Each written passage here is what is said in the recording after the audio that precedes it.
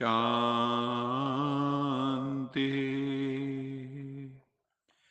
सत्यम शिवम सुंदरम सच्चिदानंद स्वरूप सत श्री अकाल मूर्त परम पिता परमात्मा की परम प्रिय संतान। मीठे बच्चे सदा सुखी रहो। जितना याद करेंगे उतना सुख मिलेगा। यही बाप तुम बच्चों को आशीर्वाद देते हैं। पवित्र बनना है और बनाना है, इससे शुभ कार्य और कोई नहीं है। पवित्र बनने से तुम पवित्र दुनिया सतयुग के मालिक बन जाते हो, स्वर्ग के मालिक बन जाते हो। पवित्र बनने की युक्ति बाबा ने हमें बताई है कि मीठे बच्चे, तुम मुझे बहुत लव से, बहुत प्रेम से याद करो, सोल कॉन्शियस बन के याद करो। ऐसी युक्ति बाबा सबको सुनाते। बाबा कहते हैं कैसी युक्ति, सबको सुनाते रहो।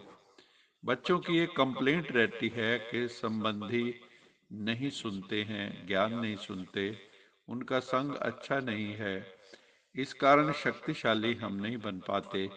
लेकिन श्रेष्ठ मत के आधार पर ज्ञान स्वरूप, शक्ति स्वरूप के वरदानी बन अपनी स्थिति को अचल अडोल बनाओ। ऐसा बाबा हमें कह रहे हैं कि ज्ञान स्वरूप, शक्ति स्वरूप बन के चलो। साक्षी होके हरेक के पार्ट को देखो, अपने सतोगुणी पार्ट में स्थित रहो। सदा बाप के संग में रहो, शिव बाबा के। तो तमोगुणी आत्मा के संग के रंग का प्रभाव आत्मा पर पड़ेगा नहीं। हमें शिव बाबा ने बताया है कि दुनिया में निर्विकारी देवी देवताओं की भी पूजा होती है, जिनके शरीर और आत्मा दोनों पवित्र हैं। और कलयुग में देहधारियों की भी पूजा होती है।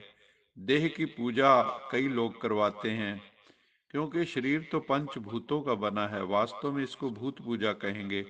कलयुग में किसी का भी शरीर पवित्र नहीं, क्योंकि जन्म द्वापर कलयुग में विकार से होता है। सतयुग में तो जन्म योग बल से होता है, योग की शक्ति से होता है। मंदिरों में आत्मा और परमात्मा की भी पूजा होती है। परमात्मा की पूजा शिवलिंग के रूप में और श्रेष्ठ आत्माओं की पूजा शालिग्राम के रूप में होती है। आत्मा क्या चीज है ये मनुष्य नहीं जानते। कहा जाता है know thy self, realize your self. आत्मा को रियलाइज करो, परमात्मा को रियलाइज करो। कोई नहीं जानता कि आत्मा अति सूक्ष्म बिंदु स्वरूप है। कईयों ने दिव्य बुद्धि द्वारा आत्मा के दिव्य स्वरूप का साक्षात्कार भी किया है। अभी तुम बच्चे सोल कॉन्शियस बने हो, जानते हो। पहले हम बॉडी कॉन्शियस थे। ये तो एकदम अब पक्का कर लेना चाहिए कि हमको स्वयं साक्षात भगवान शिव पढ़ा रहे हैं। इसलिए हमें सोल कॉन्शियस बनना है। आधा कल्प सतयुग त्रेता हम आत्म अभिमानी रहते हैं, और आधा कल्प द्वापर कलयुग हम बॉडी कॉन्शियस देह अभिमानी रहते हैं। बाप कहते हैं मैं तुमको कितना अच्छा बनाता हूँ। तुम पवित्र बनो तो पवित्र दुनिया का मालिक बन जाओगे। इन जैसा शुभ कार्य कोई हो नहीं सकता। तुम पावन थे, अब घड़ी घड़ी बाबा कहते हैं सोल कॉन्शियस बनो, बड़े लव से मुझे याद करो। तुम बच्चे जानते हो बाबा हमको आशीर्वाद देते रहते हैं। बाप कितना प्यार, प्रेम, नम्रता से बैठ समझाते हैं। बाप बच्चों का मोस्ट ओबीडिएंट सर्वेंट है, बच्चों की चाकरी करते हैं। बाप कहते हैं मैं सभी वेद शास्त्रों को जानता हूँ, मैं अथॉरिटी हूँ ज्ञान की। भक्ति मार्ग में चित्र दिखाते हैं विष्णु की नाभि से ब्रह्मा निकला।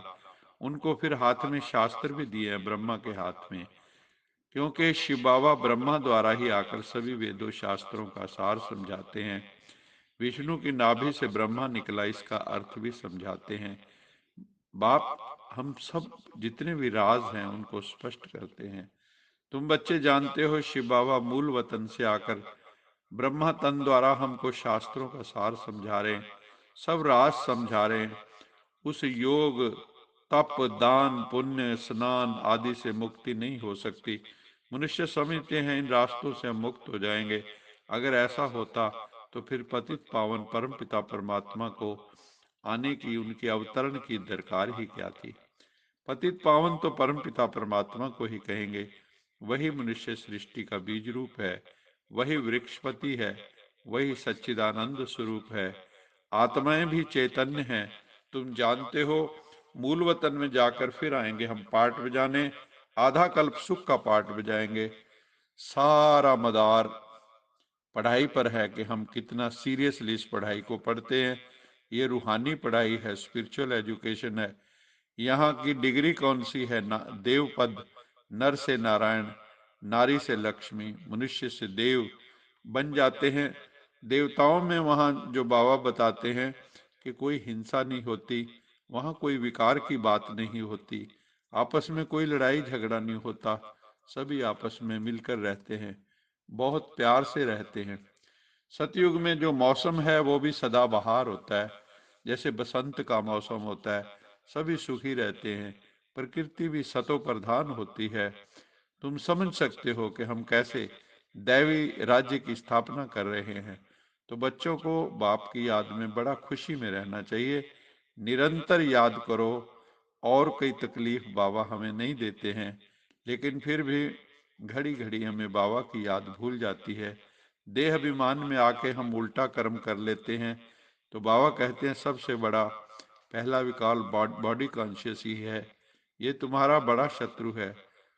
देही अभिमानी ना होने कारण फिर क्या होता है, काम विकार आदि डस लेते हैं तो काले हो जाते हैं। बच्चे भी समझते हैं ये मंजिल बहुत ऊंची है। मन से, वाणी से, कर्म से पवित्र रहना है। शुभ कार्य में कभी भी देरी नहीं करनी चाहिए। पवित्र बन, बाप से पूरा वर्षा लेना है, अपने को लायक बनाकर अपने पैरों पे खड़ा होना है। एक बाप से बहुत लव रखना है। काम काज करते एक विचित्र बाप को याद करना है। कोई भी व्यर्थ ख्यालात नहीं आने चाहिए। सतो प्रधान बनना है, अपार खुशी में रहना है। आज का स्लोगन है, कर्म योगी वो है जो कर्म के कल्प वृक्ष की डाली पर बैठ कर्म करते भी उपराम स्थिति में रहते हैं।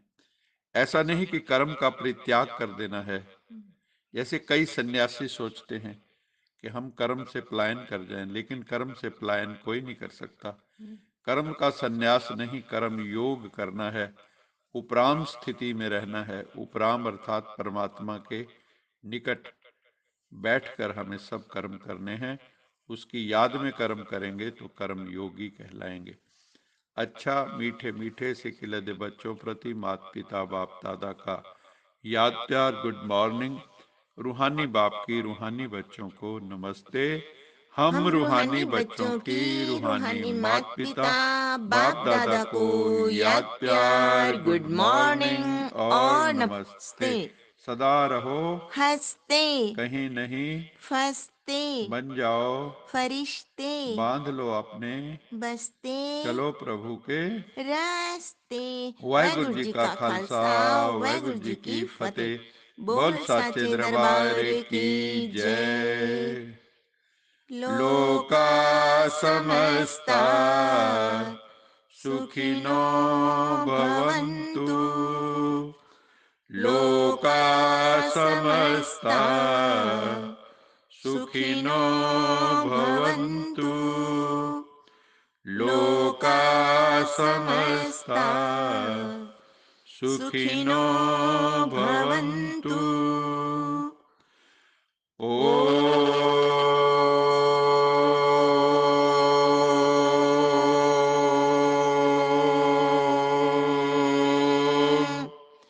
शांति